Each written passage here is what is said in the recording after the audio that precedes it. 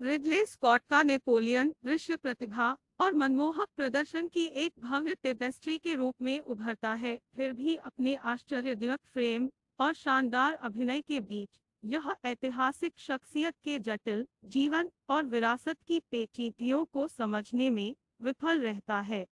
पहले फ्रेम से Darius Walski की सिनेमेटोग्राफी दर्शकों को उत्कृष्ट चित्रों की याद दिलाने वाली दुनिया में ले जाती है। वर्स्की के साथ स्कॉट का सहयोग एक दृश्य दावत का निर्माण करता है, जिसमें अंतरंग क्षणों से लेकर युद्ध दृश्यों की भव्यता और आतंक के अशांत शासन तक शामिल है।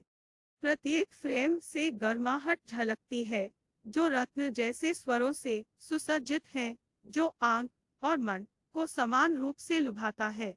जॉक्विन फीनिक्स द्वारा नेपोलियन का चित्रण रहस्यमय नेता में जीवन का संचार करने का प्रयास करता है, जो उनकी अभिनय क्षमता का प्रमाण है।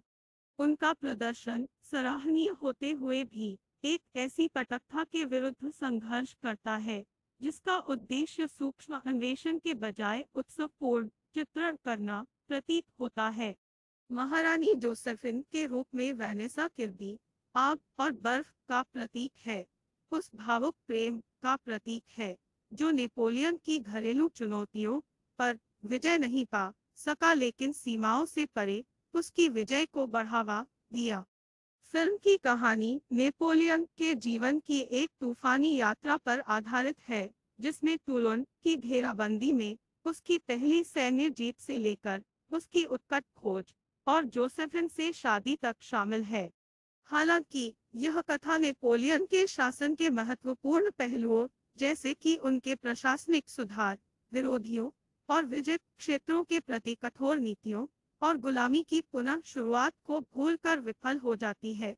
नेपोलियन की सैन्य सफलताओं पर स्कॉट का ध्यान कभी-कभी उन्हें रणनीतिक प्रतिभा के बजाय भाग्य के स्ट्रोक के रूप में सरल बना देता है और अधिक बहुमुखी चित्रण का मौका चूक जाता है। सहायक कलाकार, जिसमें Tahar Rahim, Ben Miles, Edward Philipponnat, Rupert Everett और अन्य शामिल है, स्वभाव और रंग जोड़ते हैं, लेकिन गहराई का अभाव है। ये पात्र फिल्म की सौंदर्य और ऐतिहासिक समृद्धि में योगदान करते हुए नेपोलियन की कथा के पूर्ण रूप से विकसित समकक्षों की तुलना में सजावट के रूप में अधिक काम करते हैं। 4 घंटे से अधिक समय तक चलने वाला स्कॉट का परिकल्पित निर्देशक का कट नेपोलियन के जीवन की विस्तृत खोज का वादा करता है। हालांकि नाटकीय रिलीज अभी भी ऐतिहासिक शख्सियत को परिभाषित करने वाली जटिलताओं की गहरी समझ के लिए एक अतृप्त भूख छोड़ती है। फिल्म अपने आश्चर्यजनक दृश्य वर्णन के बावजूद नेपोलियन के जीवन की सतह को छूती है और इसके मद्देनजर अज्ञात क्षेत्रों को छोड़ देती है। जबकि फिल्म मैरी एंटोनेट की दिल दहला देने वाली फांसी और नेपोलियन के सत्ता में आने जैसे महत्वपूर्ण क्षणों को बखूबी कैद करती है, लेकिन इसने उसके शासन के गहरे पहलुओं को उजागर करने का साहस नहीं है।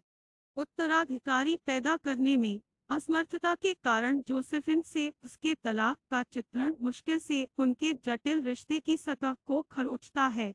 तलाक के बाद अपनी निरंतर दोस्ती और विश्वास पात्र स्थिति पर ध्यान केंद्रित रखने का स्कॉट का निर्णय उनके रोमांटिक और राजनीतिक उलझनों की भयावहता को कुछ हद तक कम कर देता है। विजयी और अत्याचारी दोनों तरह के नेपोलियन के शासन के अधिक व्यापक चित्रण की अनुपस्थिति समग्र चित्र चित्रित करने की फिल्म की क्षमता को कम कर देती है। इसके बजाय यह ग्लैमर और दिखावे पर जोर देता है, जिससे दर्शक नेपोलियन के युग को परिभाषित करने वाली जटिलताओं में गहराई से उतरने के लिए उत्सुक हो जाते हैं। अंत में रिडले स्कॉट के निर्देशन में नेपोलियन एक दृश्य विजय के रूप में खड़ा है, जो लुभावने फ्रेम और सराहनीय प्रदर्शन से सुसज्जित है। फिर भी नेपोलियन बोनापार्ट के बहुमुखी व्यक्तित्व का पूरी तरह से पता लगाने में असफल होने के कारण यह अपनी कथात्मक महत्वाकांक्षा में कम पड़ जाता है। दृश्य भव्यता पर फिल्म का फोकस इतिहास की सबसे दिलचस्प शख्सियतों में से एक की व्यापक तस्वीर को चित्रित करने के लिए आवश्यक गहराई को ग्रहण करता है, जो एक सुंदर लेकिन कुछ हद तक खोखले सिनेमाई अनुभव को पीछे